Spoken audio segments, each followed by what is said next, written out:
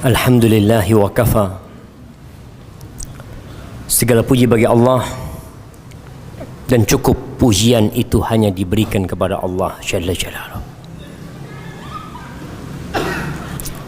Wassalatu wassalam ala nabiil mustafa wal habibil mujtaba wa ala alihi wa ashabihi wa man iqtafa. Salawat dan salam semoga tercurahkan untuk manusia pilihan Allah,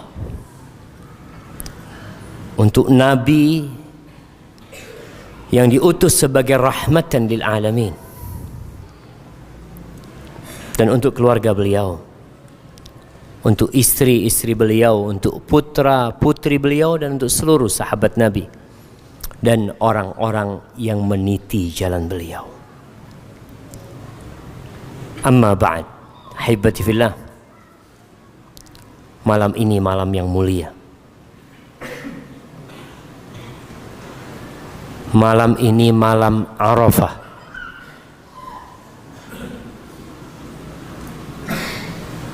Di mana besok orang-orang akan meninggalkan Mina di pagi hari untuk menuju ke padang Arafah. Ada apa dengan hari Arafah? Semua tahu bagaimana Allah Jalla Jalaluh membanggakan hamba-hambanya yang datang pada hari Arafah itu. Doa mereka dikabulkan.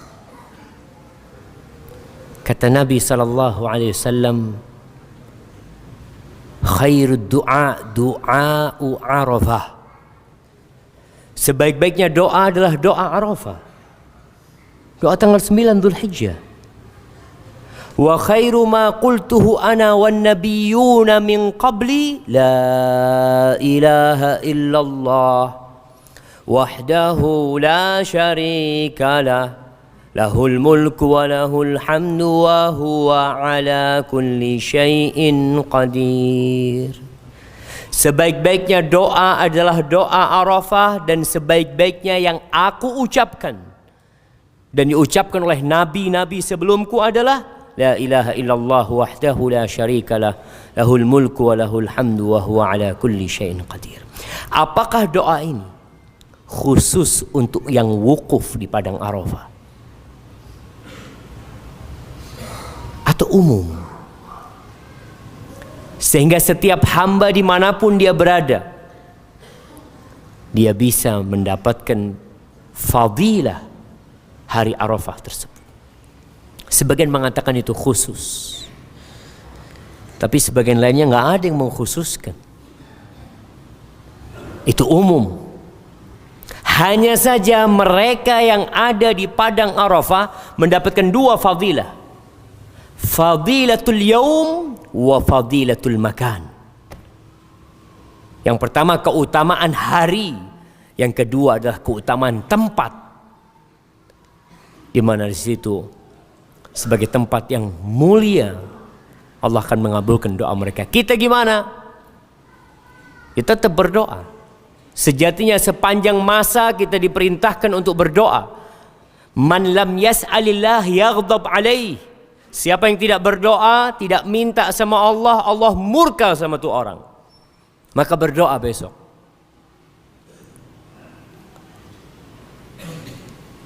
Dan usahakan puasa, sehingga kita mendapatkan dua fadilah, fadilatul yaum wa fadilatul hala. Keutamaan hari dan keutamaan kondisi. Seperti seorang musafir, doanya mustajab, dan orang yang puasa doanya mustajab.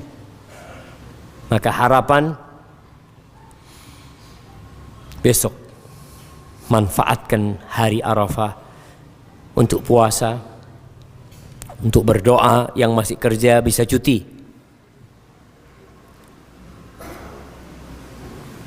Yang berat cuti, ya fadhal kerja, tapi lisannya tetap berzikir kepada Allah Azza wa Jalla. Sebagian orang jamaah Hari Arafah seperti hari-hari lainnya, nggak ada bedanya. Besok Bondoso ada karnaval nggak? Anak tadi macet ini, opoai, masya Allah. Ternyata ada yang sedang sibuk dengan dunianya, lupa dengan hari-hari terbaik sepanjang masa. A'zamu ayyamid dunya, hari yang paling agung di dunia ini jemaah, 10 awal Dzulhijjah. Yang kata Nabi SAW, ma min ayyamin al-amalu salihu fihinna ahabbu ilallah min hadhil ayyamil ashar. Tidak ada hari-hari yang beramal soleh di dalamnya lebih dicintai Allah Azza wa Jal, lebih mulia, lebih agung daripada beramal soleh di 10 awal Dzulhijjah ini. Para sahabat mengatakan walal jihadu fi sabilillah. Jihad, mengorbankan nyawa, jiwa, raga dan harta tidak setara dengan beramal soleh di 10 awal Dzulhijjah ini. Walal jihadu fi sabilillah, jihad pun nggak bisa menandingi.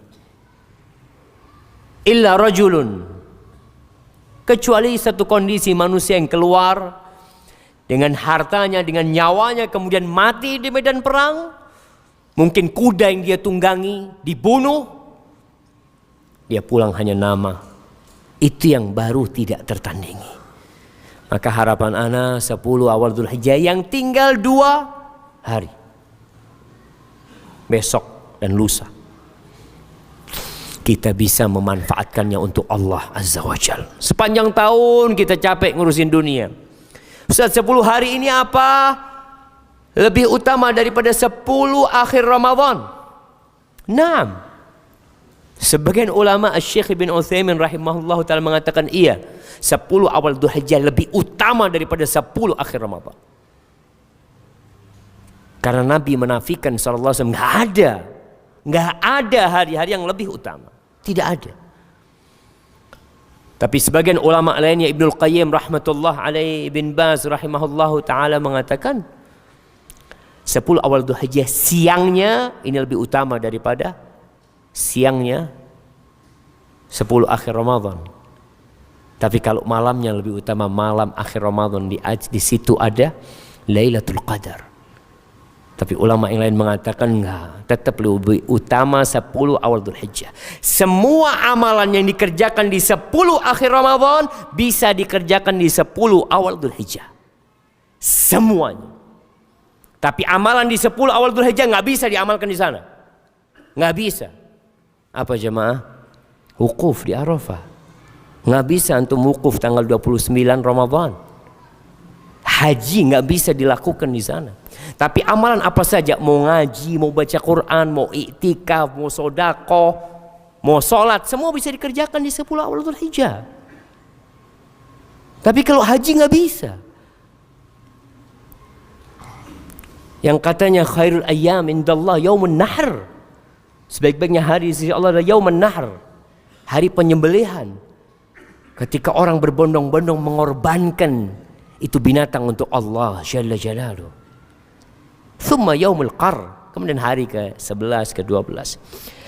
Barakallahu fikum. Tema kita bukan perjuangan 950 tahun. Perjuangan besok dan lusa. Nanti kajian yang selanjutnya kita akan berbincang tentang perjuangan 950 tahun. Kayaknya kita belum kuat untuk berjuang 950 tahun. Kurban jemaah. Harapan semuanya berkurban. Nabi Ibrahim disuruh mengorbankan anaknya, antum tidak. Antum hanya seekor lembu, sapi. Berat Ustaz sapi Ustaz, dibagi 7, nggak apa-apa. Kambing Masya Allah jemaah. Antum boleh berkorban kambing umurnya 1 tahun kalau kambing kacang. Kalau domba menurut pendapat yang lebih kuat 6 bulan boleh. Tapi harga domba 6 bulan berapa di Bondoso? Berapa Miatel? Milion manus. Mahal banget. Masa 1,5 juta jemaah? Umur 6 bulan. Jember ke anak kasih 1 juta nanti. Kecil memang, 6 bulan. Nggak terlalu besar. Artinya tidak harus orang kaya yang berkorban.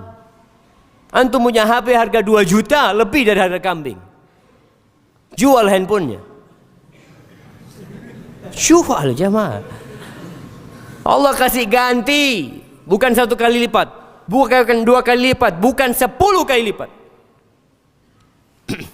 700 kali lipat. Kalau antum percaya sih.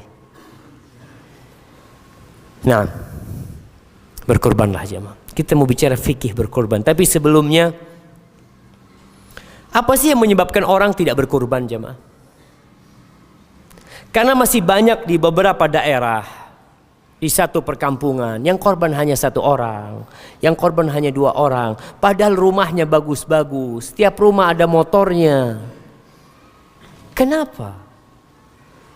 Mungkin masalahnya ilmu, nggak paham, tidak mengerti, tidak ada yang ngasih tahu. Ini tugas kita, menyampaikan ilmu kepada mereka. Tugas antum. Ketika antum pulang dari masjid ini, bagaimana warga kampung antum, RT antum, tetangga-tetangga antum jadi faham tuh tentang bagaimana berkorban. Rasulullah Shallallahu Alaihi Wasallam berkorban 1 ekor kambing, 2 ekor kambing, ketika nggak punya, dan beliau pilih kambing yang bagus. Dan Nabi Ibrahim mengorbankan anaknya, anak yang bagus, anak semata wayangnya. Belum lahir tuh Nabi Ishak,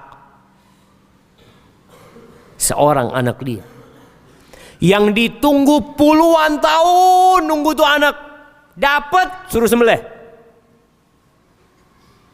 Gimana coba? Antum ketika dapat rezeki, apa yang antum pikirkan? Awal dapat rezeki,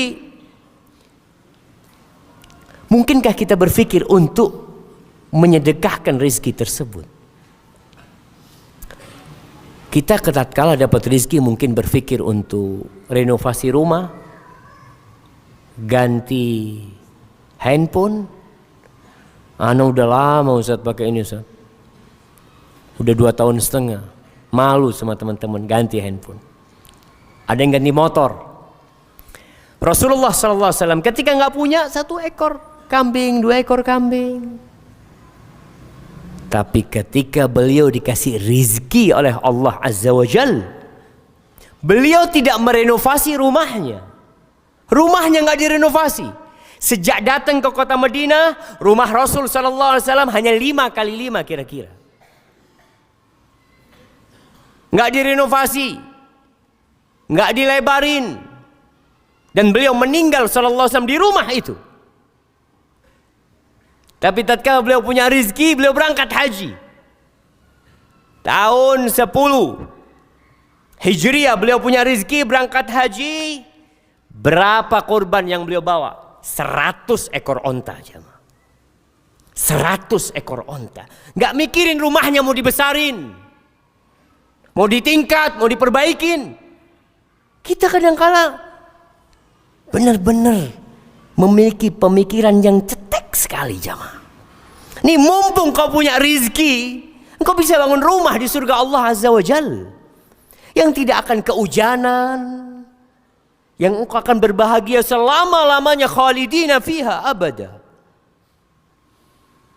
Tapi kata Allah, bal tu'thirunal hayatad dunya, kalian itu lebih mementingkan kehidupan dunia. Nih cerita itu Nabi Ustaz, itu Nabi Muhammad SAW, itu Nabi Ibrahim. Kita kan manusia biasa. Hakim bin Hizam bin Khuwailid. Hakim bin Hizam bin Khuwailid, keponakannya Khadijah binti Khuwailid. Dia ini sosok sebelum dia masuk Islam, dia itu terkenal kemuliaan dan kehormatannya, masih musyrik. Dia dilahirkan di dalam Ka'bah, jemaah. Bayangkan, dilahirkan di mana? Di dalam Ka'bah. Dulu Ka'bah itu punya 2 pintu, di bawah pintunya. Jadi orang bisa keluar, masuk. Ketika umur Nabi 35 tahun sallallahu alaihi wasallam, ada renovasi sehingga pintu Ka'bah dinaikkan ke atas jadi 1 pintu dan ada Hijr Ismail.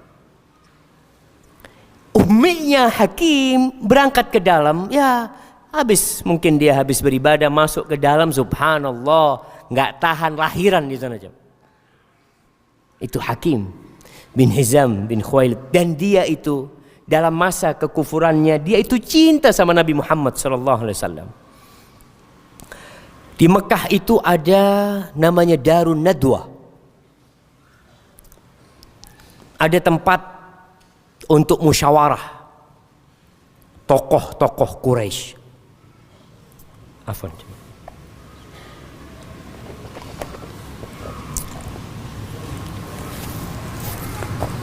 Alhamdulillah. Baru boleh masuk ke sana itu orang kalau umurnya 40 tahun. Dikatakan kecuali Hakim, dia umur 15 tahun sudah boleh masuk ke sana.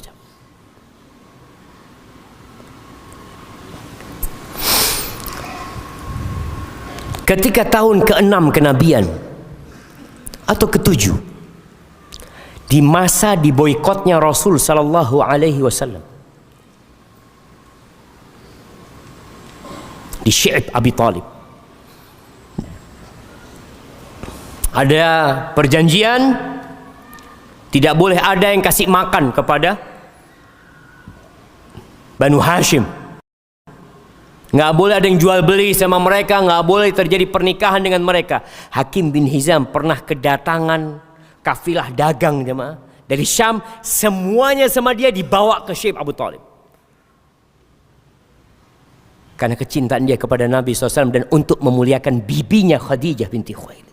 Dia masih kafir, jemaah. Supaya antum tahu bahwasanya Rasul SAW ketika mengatakan innama bu'itsu liutammima makarimal akhlaq, aku tuh diutus sejatinya untuk menyempurnakan akhlak-akhlak yang mulia. Ada akhlak-akhlak yang mulia di antara orang-orang Arab pada masa itu.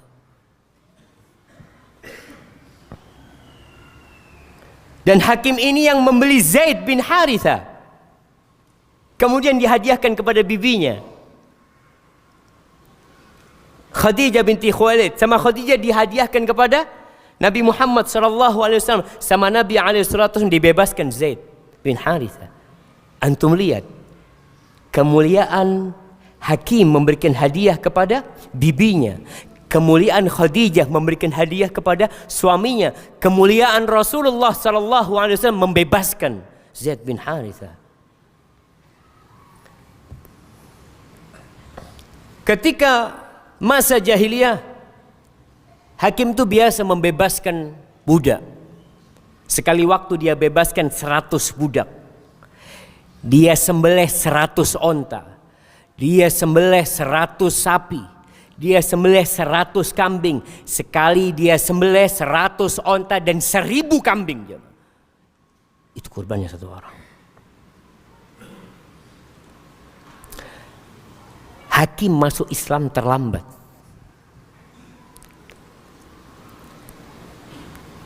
Dia itu hampir terbunuh oleh Hamzah pada perang Badar.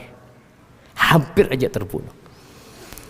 Kadang-kala Hakim kalau lagi bersumpah dia mengatakan walladzi najjani yauma Badr, yang menyelamatkan aku pada hari Badar sehingga aku bisa masuk Islam. Kalau enggak mati kafir, kata dia. Sampai seperti itu dia. Pernah suatu saat dia lihat di Mekah ada baju yang bagus sekali. Ditanya, ini pakaiannya siapa ini? Musim haji. Semua orang bawa dagangan ke Mekah. Ini bajunya siapa ini? Hada bajunya Ziyazan. Salah satu raja di Yaman coba. Sudah mati dia. Pakaiannya dilelang di sana. Dibeli sama hakim. Dengan harga, ya ada yang menyebutkan harganya 50 dinar. 50 dinar. Kali 3 juta, berapa jemaah? 150 juta. Harga bajunya coba. Dibawa sama hakim, dia masih kafir. Langsung ke Madinah dia. Dia hadiahkan kepada Rasulullah SAW. Dipakai sama Nabi SAW. Afwan. Ketika dikasih hadiah Nabi nolak. Biasanya Nabi terima, Nabi ketika itu nolak. Enggak. Kita enggak terima hadiah dari orang kafir. Harapan Nabi SAW, hakim ini masuk Islam. Kecuali kata Nabi SAW, aku beli. Aku bayar baru aku mau. Ya udah, hakim gak enak, udahlah bayarin lah. Dibayarin sama Nabi SAW, dipakai sama Nabi SAW. Nabi naik ke mimbar, kata hakim, aku gak ngelihat orang yang lebih indah dari Rasul SAW dengan pakaian itu.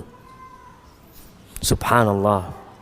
Setelah itu sama Nabi SAW diberikan kepada Usamah bin Zaid, anaknya Zaid bin Harithah, yang mantan budak dulu. Yang Usamah bin Zaid ini jamaah gak tampan orangnya, tapi bersih hatinya. Dia hitam kulitnya, tapi putih jiwanya. Dia itu hibbun Nabi SAW, kekasih Nabi SAW. Dipakaikan. Jangan tanya rambutnya, wajahnya, dia bukan orang tampan. Ketika dipakai, ketemu sama hakim di pasar. Kamu pakai bajunya Riyazan, kamu pakai bajunya raja nih, kata dia. Kenapa? Kata Usama, ana khairun min Riyazan. Aku lebih baik dari Riyazan. Dan bapakku lebih baik dari bapak dia. Dan ibuku lebih baik dari ibu dia. Ana muslim, kata dia. Subhanallah jemaah. Itu hakim benar-benar takjub dengan kebanggaan Usama ini jemaah. Dengan keislamannya. Dia pulang ke Mekah cerita bagaimana Usama mengatakan dirinya lebih baik daripada Riyazan. Dan betul jemaah. Seorang muslim lebih baik daripada orang kafir. Sebagian orang itu kata Allah kal an'am, seperti binatang ternak, seperti sapi dan kambing yang disembelih ketika Idul Adha. Karena dia seorang muslim, dia mengatakan aku lebih baik. Akhirnya dia masuk Islam. Kapan masuk Islam? Ketika penaklukan kota Mekah. Hampir berbarengan dengan Islamnya Abu Sufyan. Abu Sufyan masuk Islam malam hari, pagi harinya Hakim bin Hizam masuk Islam. Akhirnya Hakim ikut perang Hunain. Setelah perang Hunain sama Nabi SAW, Hakim dikasih, karena masuk mu'allaf yang baru masuk Islam, dikasih 100 ekor onta. Hakim minta lagi.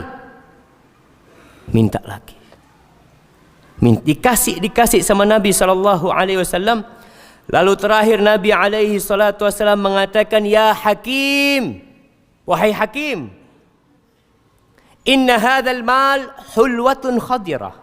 Hakim, harta ini manis dan hijau. Orang suka sama fulus ya mah.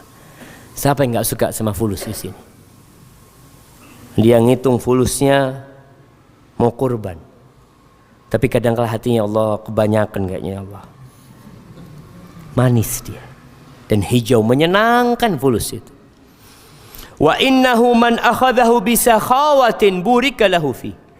Siapa yang mengambil harta itu dengan hati yang nerima, hati yang dermawan, maka Allah akan kasih berkah di harta yang diberikan kepada dia. Wa man akhadahu bi israfi nafsin lam yubarak lahu fi. Tapi yang minta dengan ambisi, ingin terus, ingin tambah-tambah, Allah nggak kasih berkah di sananya. Wa kana kalladzi ya'kul wa la yashba. Itu orang seperti orang yang makan dan tidak kenyang-kenyang.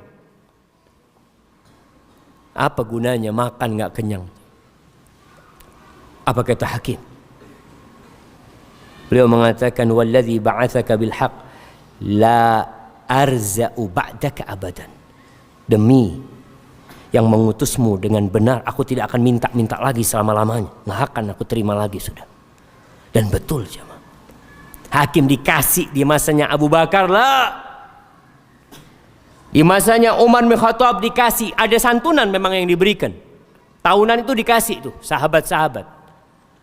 Dari hasil bumi, dari hasil peperangan dibagikan. Kemudian ketika Umar menawarkan kepadanya, hakim nggak mau. Lalu Umar, ya muslimun, lihat nih hakim nggak terima, ya aku sudah kasih. Dia nggak terima katanya. Hakim ya nggak mau terima dia. Kemudian hakim ini menjual Darun Nadwah.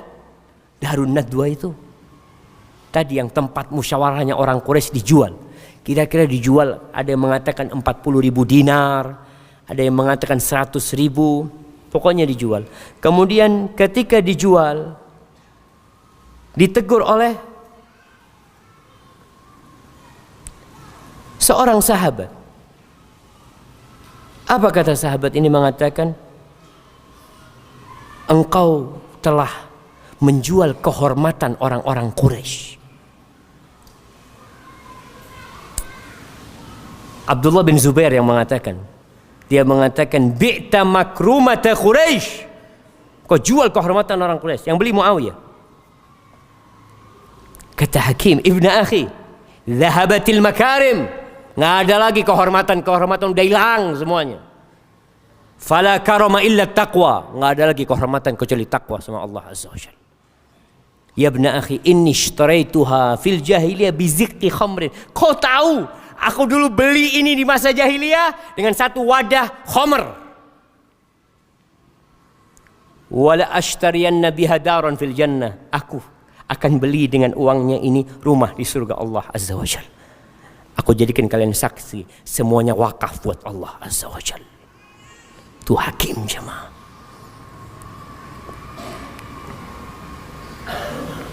Zubair menceritakan bahwasanya ketika dia haji sama hakim, hakim ini menghadiahkan 100 ekor onta yang dikasih kalung-kalung dari perak jamaah, dihiasin jamaah.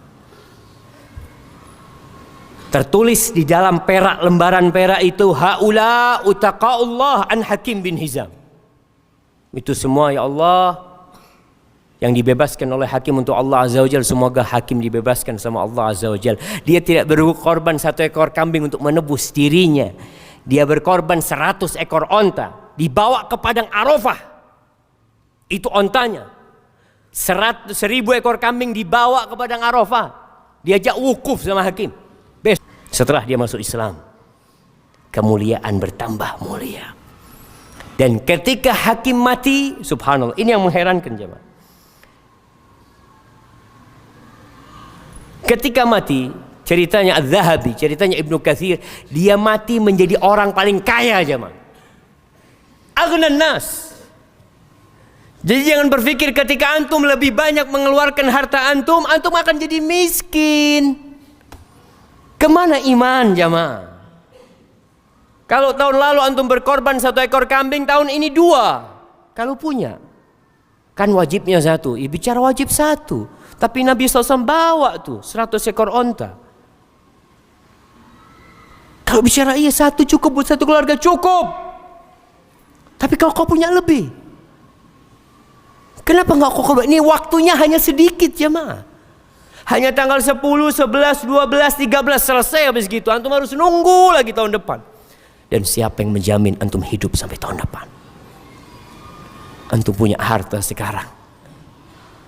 Nggak punya harta yang perempuan lihat kalungnya, timbang. Harga emas lagi mahal nih sekarang. Berapa harga emas sekarang jemaah? Bismillah. Belikan kambing dengan harapan Allah membebaskan kita dari api neraka. Ahibati fillah, kalau bicara kurban, kenapa sih disyariatkan berkurban Ustaz?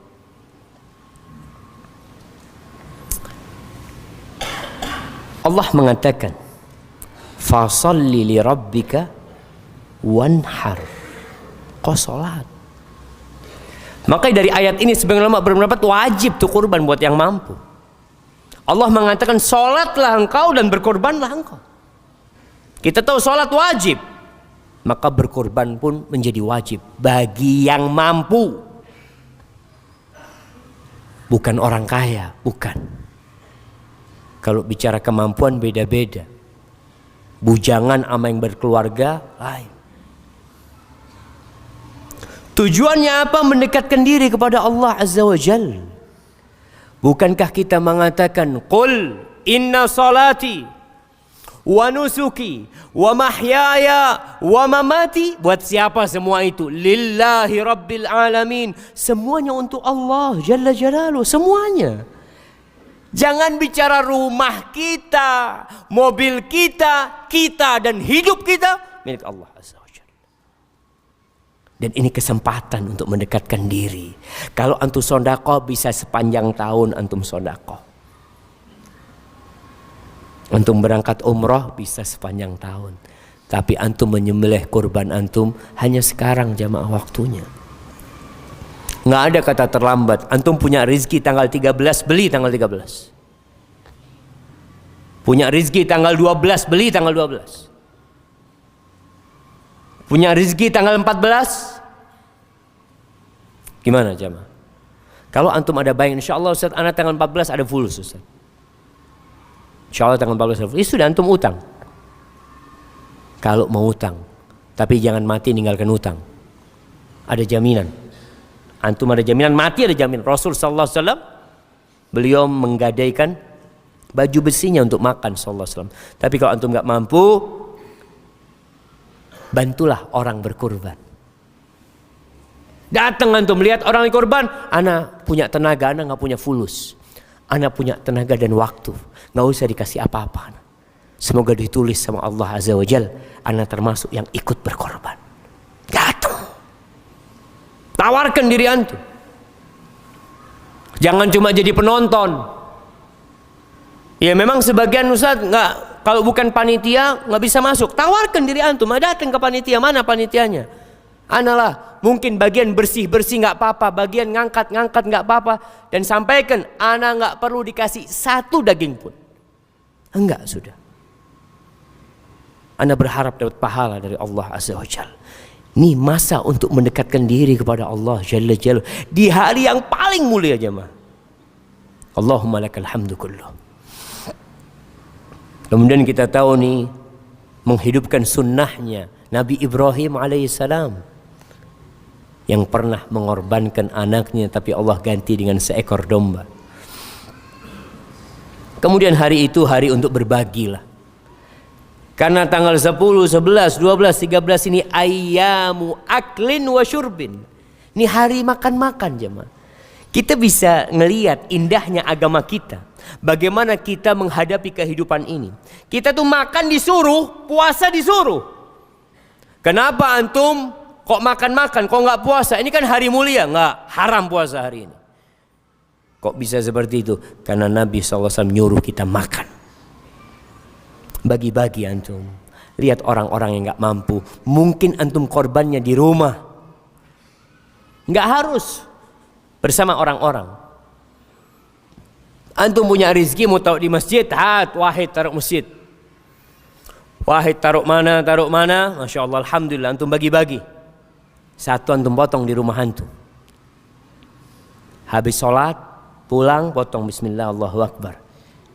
Ikat sama anaknya, dibuka. Nggak usah mikir kulitnya Ustaz, anak nggak bisa ngulitin, potong sama kulitnya.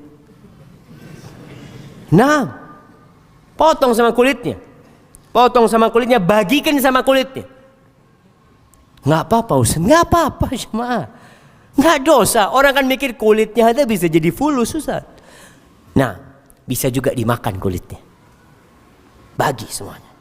Antum potong, anaknya diajak. Selesai itu antum makan sedikit, bagikan. Lalu kalau di masjid ada pemotongan, di tempat mana ada pemotongan, berangkat antum bismillah motong bareng. Dan antum sudah motong di rumah yang semoga tidak ada satupun orang yang ngelihat. Itu kurban antum. Yang umum ya umum lah, yang tersembunyi biar tersembunyi. Kemudian jamaah mensyukuri nikmat Allah Azza wa Jalla. La in syakartum la azidannakum. Kalau kalian mensyukuri nikmat Allah, Allah tambahin. Allah Azza wa Jalla berfirman di surat Al-Hajj ayat 36, 37. Allah mengatakan fakulu minha wa at'imul qani'a wal mu'tar kadzalika sakharnaha lakum la'allakum tashkurun. Kalian makan dari kurban kalian. Maka di sini sunnah makan dari hewan kurban kita. Walaupun hanya sedikit. Potong sedikit, bakar 5 menit antum bisa makan. Bakar sate itu berapa menit ya, Mah? Mana yang tukang sate di sini? Berapa menit bakar sate? 10 tusuk berapa menit? 10 menit? 10 menit? 10 menit. Antum 10 menit sudah makan. Alhamdulillah sunnah, bagi sisanya. Fadhal sudah. Mau disimpan boleh simpan sebagian. Karena sejatinya antum berkorban nyawa untuk nyawa antum juga. Lalu kata Allah, bagikan kepada fakir miskin. Kita tuh kata Allah menjadikan binatang ini bisa tunduk sama kalian. Kalian bisa memiliki agar kalian mensyukuri nikmat yang Allah berikan kepada kalian. Bukan untuk berbangga-banggaan. Lalu Allah katakan la yanalallah luhumuha wala dima'uha. Yang sampai kepada Allah itu bukan dagingnya, bukan darahnya. Jangan berpikir, oh punya anak paling besar, paling banyak darahnya, paling banyak dagingnya. Yang sampai kepada Allah itu bukan dagingnya, bukan darahnya. Walakin yanaluhu taqwa minkum. Yang sampai kepada Allah itu ketakwaan kalian. Ini nih, sebagaimana Ramadan kemarin la'allakum tattaqun. Sekarang nih, sebagai bentuk bagaimana kita mengaplikasikan yang kita dapat di Ramadan, di sini kita kerjakan. Jangan sampai antum menyembelih tidak ikhlas lillahi ta'ala. Datang ke tempat pemotongan, oh ini ndikna siapa sih raja ini? Saya jemaah. Masya Allah. Nggak perlu antum angkat tangan, antum diam aja. Waktunya motong antum potong. Berat jemaah. Jaga keikhlasan berat. Antum mau bagi sana sapi ana 1,5 ton, yang sana 1.200 kilo, macam-macam, fadhal. Yang penting ikhlas. Hakim menyembelih 100 ekor onta, 1.000 ekor kambing.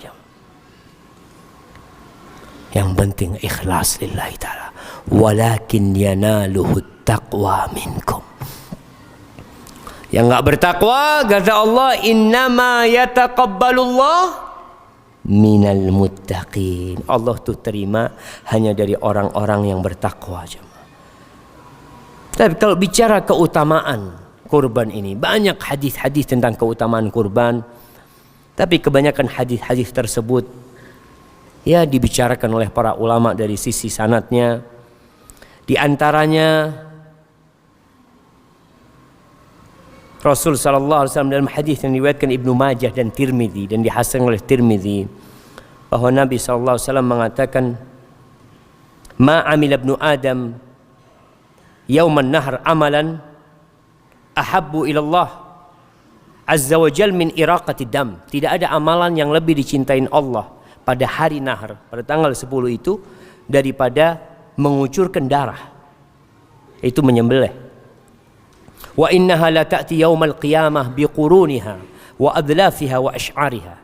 Tuh nanti dia akan datang pada hari kiamat dengan tanduknya, dengan bulunya, dengan kakinya, dengan penuh darah, akan menjadi saksi buat dia. Akan memberikan syafaat tentunya. Wa inna ad-dama la yaqa'u min Allah azza wa jal bi makan qabla an yaqa' 'alal ard. Darahnya itu akan sampai kepada Allah azza wa jal. Ketakwaan tadi sebelum dia netes ke tanah udah diterima oleh Allah azza wa jal. Fatayyibu biha nafsan. Maka kalau korban ya yang bagus-bagus lah antum. Ketika berkorban pun ya ikhlas lillahi ta'ala. Jangan sampai antum kurban, habis kurban ya Allah kemahalan itu kambing tadi yang potong. Astagfirullahaladzim. Jangan. Perlu kita mengontrol jiwa kita, jemaah. Baik, berkaitan dengan apa hukum-hukum yang berkaitan dengan kurban ini jamaah. Kurban ini ibadah. Seperti sholat, ibadah juga. Ada aturannya. Berkaitan dengan yang perlu dihindari oleh orang yang hendak berkurban, yang sudah ma'ruf. Nabi SAW mengatakan dari hadis Ummu Salamah, "Idza ra'aitum hilala dzil hijjah." Idza ra'aitum hilala dzil hijjah. Ana jadi ingat kajian sebelum Ramadan.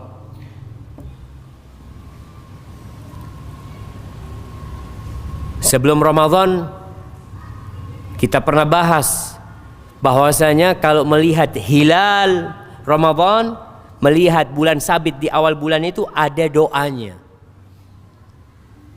Pertanyaannya, antum udah baca doa itu enggak? Ketika melihat hilal Dzulhijjah. Sekarang udah mulai besar, udah malam 9.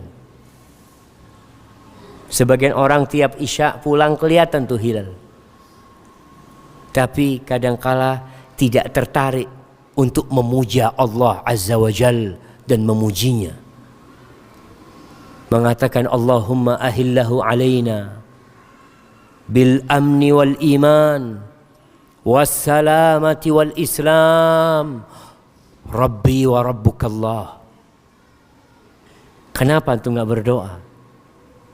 Bayangkan kalau seluruh muslim Indonesia berdoa ketika melihat hilal, mengatakan ya Allah jadikan bulan ini bulan yang penuh dengan keamanan dan keimanan. Jadikan bulan ini bulan yang penuh dengan Islam dan keselamatan. Tuhanku dan Tuhanmu adalah Allah Azza wa Jalla.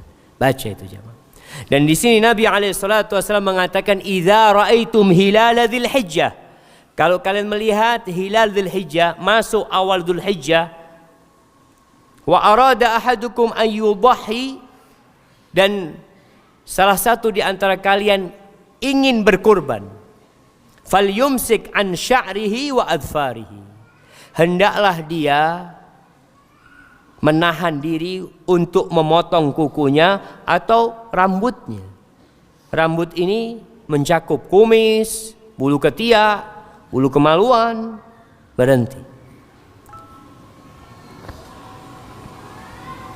Naam. Azan jemaah. Azan belum? Baik, fadhal azan.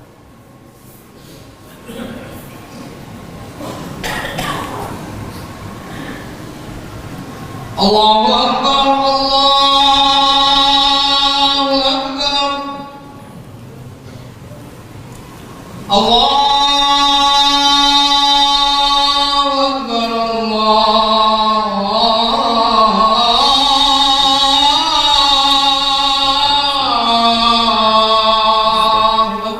Akbar. Asyhadu an la ilaha illallah.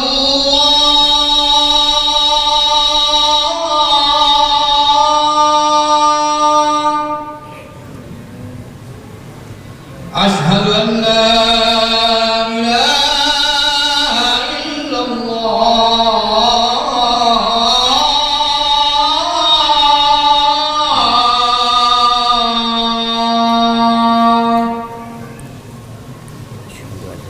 أشهد أن محمدا رسول الله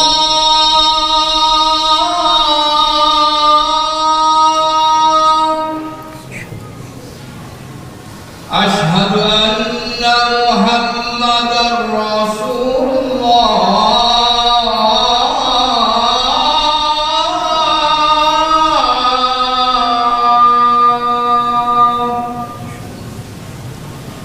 حي على الصلاة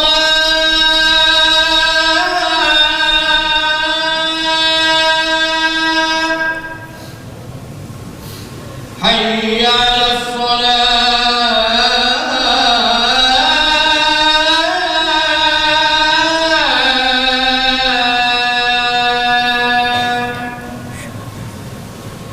حي على الفلاح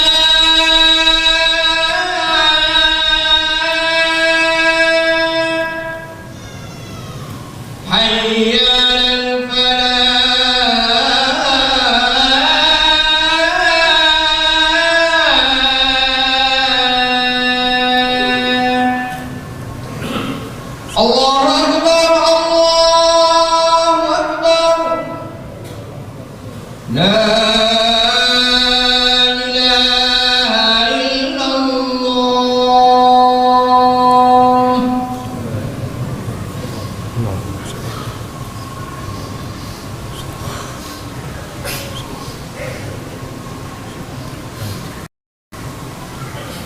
Ya jemaah.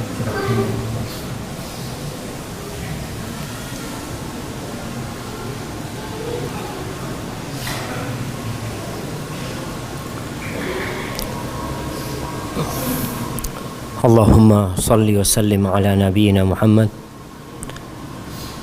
Tapi kata Nabi SAW, yang mau berkurban hendaklah dia menahan, tidak memotong kukunya, tidak memotong rambutnya. Apa hikmahnya? Ada yang berpendapat supaya tetap utuh dari semua tubuh dia, yang dengannya semoga dibebaskan dari api neraka secara mutlak dari semua tubuhnya. Karena ada orang yang masuk neraka itu kakinya aja, tapi otaknya mendidih karena itu. Imam Nawawi mengatakan, sebagian berpendapat at-tashabbuh bil muhrim, supaya menyerupai orang yang berihram. Orang yang sedang pakai ihram, yang sekarang berada di padang Arafah atau malam ini sedang berada di Mina, mereka itu udah nggak boleh potong kuku dan potong rambut. Kemudian bicara umur, kalau kambing itu 1 tahun yang masuk ke tahun kedua, kalau domba 6 bulan yang masuk ke bulan ke-7. Kalau sapi yang masuk ke tahun ketiga, 2 tahun lengkap masuk ke tahun ketiga. Kalau onta yang umur 5 tahun. Baik. Kemudian berkaitan dengan kurban ini yang sempurna. Artinya ketika antum beli hewan kurban, carilah yang sempurna, nggak cacat. Nggak cacat tanduknya, nggak cacat kupingnya. Nabi SAW melarang untuk mengorbankan kambing yang pincang dan pincangnya jelas, yang picaknya jelas. Ada picak tapi nggak jelas, kalau dia tuh nggak kelihatan, nggak apa-apa. Kemudian nggak boleh yang kurus. Al-ajfa dikatakan yang nggak ada sumsumnya. Saking kurusnya, sumsumnya isinya darah. Kurus sekali. Mungkin yang seperti, dan nggak boleh yang sakit. Hati-hati, jangan nyembelih. Biasanya jamaah, kambing-kambing yang sudah sakit itu harganya murah. Mari dah kalah sudah 500. 500 nyaman nih 500, tapi nggak sah nanti kurbannya. Artinya antum yang sempurna. Jadi kalau datang ke tempat orang jual kurban, jangan tanya yang harga 4 juta mana, ditipu antum nanti. Yang ini saya ini 4 juta ini, ke situ sudah khususon. Tapi cari yang paling bagus. Harga nanti bisa nego sama dia. Cari yang bagus harganya. Bukan berarti antum mau berkurban nggak boleh nawar jamaah. Kadangkala kayak cerita ibu-ibu yang jualan bendera merah putih, ditawar sama dia, kata dia NKRI harga mati, kata dia. Nggak ada tawar-tawaran. Nggak apa-apa nawar, artinya antum sesuai gitu loh. Sesuai, antum lihat barangnya bagus. Dan biasanya kambing itu ada yang mahal karena dagingnya, ada yang mahal karena bentuknya. Iya. Antum bisa ngelihat kambing nggak terlalu gemuk tapi punya tanduk yang indah jamaah. Ganteng ini Jan. Berempah kata dia. Mungkin harganya bisa 3 juta, Bu. Macam larang katanya. Itu dagingnya 2 juta, tanduknya 1 juta. Masya Allah. Artinya semakin indah, memang mahal. Makanya Rasul SAW pernah ditanya tentang yang paling bagus untuk membebaskan budak. Apa kata Nabi SAW? Beliau mengatakan dalam hadis, aghlaha samanan wa anfasuha inda ahliha. Yang paling mahal harganya dan yang paling disukain sama pemiliknya. Itu yang paling mahal, yang paling bagus jemaah. Itu budak. Begitu pula korban. Rasul SAW itu beli domba yang bertanduk, yang matanya ada warna hitamnya, lutut dan kakinya hitam, dan di bawah perutnya hitam. Jadi kalau kelihatan dari jauh itu Masya Allah. Cuma memang di Bondowoso ini kayaknya domba yang bertanduk itu jarang. Yang seperti itu biasanya domba dari mana? Dari Garut. Dari domba Garut. Bismillah. Apa harus datangkan dari sana Ustaz? Ya kalau antum mau datangkan, fadhal. Datangkan, jual. Orang-orang supaya berkorban yang indah. Tapi ada yang bagus-bagus, walaupun tanduknya nggak terlalu besar. Tadi anda lihat ada satu domba di sana, Masya Allah. Ngelihatnya seneng. Jangan sampai antum bawa domba ke rumah, keluarga bingung. Ini domba apa koceng?